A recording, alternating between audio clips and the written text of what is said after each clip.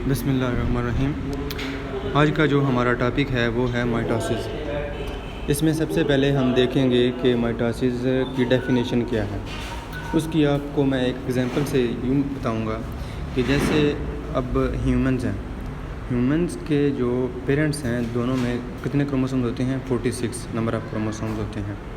और जो new individual develop होना होता है उसमें half number of chromosome from mothers and half number of chromosome from father. Half कितने हो गए? 23। तो जब न्यू इंडिविजुअल डेवलप होगा उसमें भी कितने हो जाएंगे? 46। तो इसमें ये होता है कि पहले नंबर ऑफ़ क्रोमोसोम्स हाफ होते हैं, फिर वो आपस में यूनाइट होके क्या बना देते हैं? Same as in parent cell. ठीक है, तो ये होगी हमारे पास माइटोसिस की डेफिनेशन। इसको आपने मेमोराइज़ कर लेना है। उसके बाद इसके स्टेप्स हैं। तो सबसे पहले है प्रोफेज़ मतलब फेजेस। प्रो मीन पहले, फेज़ से पहले। इसमें क्या होता है, जो क्रोमोसोम्स हैं वो अपने आप को तैयार कर रहे होते हैं ताकि वो डिवीजन कर सकें। अब सबसे पहले जो क्रोमोसोम्स हैं वो एक थ्रेड लाइक धागा नुमा शक्ल के होते हैं। ठीक है, उनका फिर आहिस्ता आहिस्ता से जो साइज़ है वो इंक्रीज़ करने लग पड़ता है, कंडेंसेशन होने लग पड़ती है।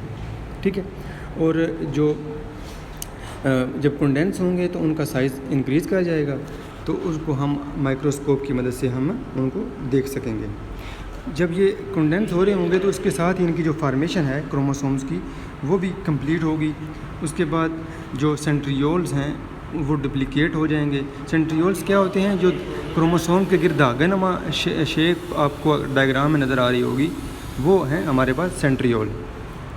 ठीक है, और उसके बाद जो प्रोटीन की सिंथेसाइज जो हमारे सिंथेटिक फेज़ में हो रही थी वो प्रोफेज़ में आके रुक जाएगी, वो आगे उसकी मतलब नहीं होगी सिंथेसिस। ठीक है, उसके साथ ही जो न्यूक्लियोलस है, मतलब न्यूक्लियस आपने पढ़ा होगा, जो सेल में न्यूक्लियस के अलावा जो छोटे छोटे पार्टिकल होते हैं उनको कहते हैं न्यूक्लियोलस। वो और न्यूक्लियर डेवलप जो है वो डिसअपीयर हो जाएगी, और स्पिंडल फाइबर जो हैं वो प्लांट सेल में वो डेवलप हो जाएंगे। उसके बाद है हमारे पास मेटाफेज़ में दो टर्म्स इस्तेमाल हुई हैं, एक है किंटोकोर फाइबर और एक नॉन किंटोकोर फाइबर। तो सबसे पहले जो किंटोकोर फाइबर होते हैं वो फाइबर जो डिवीज़न में पार्टिसिपेट कर रहे होते हैं उनको कहते हैं किंटोकोर, और जो डिवीज़न में पार्टिसिपेशन इनकी नहीं हो रही होती उनको कहते हैं नॉन किंटोकोर। अब जो किंटोकोर हैं वो अटैच होंगे किंटोकोर क्रोमोसोम्स के साथ।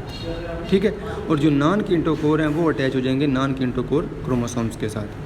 इस तरह जब ये अटैच होंगे तो ये अपने अपने पोल की तरफ एक दूसरे को खींचेंगे, जिस वजह से जो एक डाइपोल जैसे है, आपने केमिस्ट्री में पढ़ा होगा, उस तरह की शेप जो है वो डेवलप हो जाती है। उसके एक अलाइनमेंट बन जाती है क्रोमोसोम्स की ऑन डिफरेंट स्पिंडल में। ठीक है, ये आप अगर डायग्राम देख के साथ इसको सुनोगे तो आपको अच्छे तरीके से इसकी समझ आ पाएगी। ठीक हो गया। उसके बाद है हमारे पास एनाफेज़।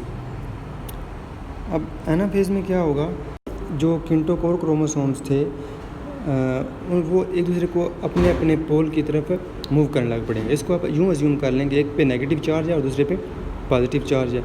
तो नेगेटिव चार्ज वाला पॉजिटिव चार्ज को अपनी तरफ खींच रहा है और पॉजिटिव चार्ज वाला नेगेटिव चार्ज को अपनी तरफ खींच रहा है। मतलब इसको आप अज्यूमिंग इस तरह कर लें, तो उससे क्या होगा कि वो अपने अपने पोल की तरफ मूव कर जाएंगे, जिस वजह से एक कंप्लीट डाइपोल शक्ल की फार्मेशन हो जाएगी, और जो सिस्टर क्रोमेटिड हैं वो एक दूसरे से सेपरेट हो जाएंगे। सिस्टर क्रोमेटिड क्या होते हैं? वो ये है कि क्रोमोसोम्स जो है वो दो क्रोमेटिड से मिलकर बना हुआ है। ये दोनों जो हैं ये एक दूसरे को सिस्टर क्रोमेटिड कहलाते हैं। जो जब ये एनाफेज़ एंड होगा ना, उसमें जो आइडेंटिकल कापीज़ हैं क्रोमोसोम्स की, जो मैंने आपको बताया था, पहले हाफ़ होंगे, फिर वो एक इनकी कॉपी बना लेंगे और पूरे 46 क्रोमोसोम्स बन जाएंगे, वो शक्ल अख्तियार हो जाएगी। उसके बाद एंड में आएगा हमारे पास टेलोफेज़, जो है वो आप कह लो कि अल्टीमेटली एक मतलब ओपोजिट है प्रोफेज़ में। इसमें जो क्रोमेटिड हैं वो अपने अपने पोल की तरफ पहुंच जाएंगे, जो न्यूक्लियाई था या दूसरे मेम्ब्रेन स्ट्रक्चर थे वो रीअसेंबल हो जाएंगे, दोबारा बन जाएंगे। क्रोमोसोम जो है वो रिकॉन्डेंस हो जाएगा, मतलब दोबारा से वो थ्रेड लाइक स्ट्रक्चर में कन्वर्ट हो जाएगा।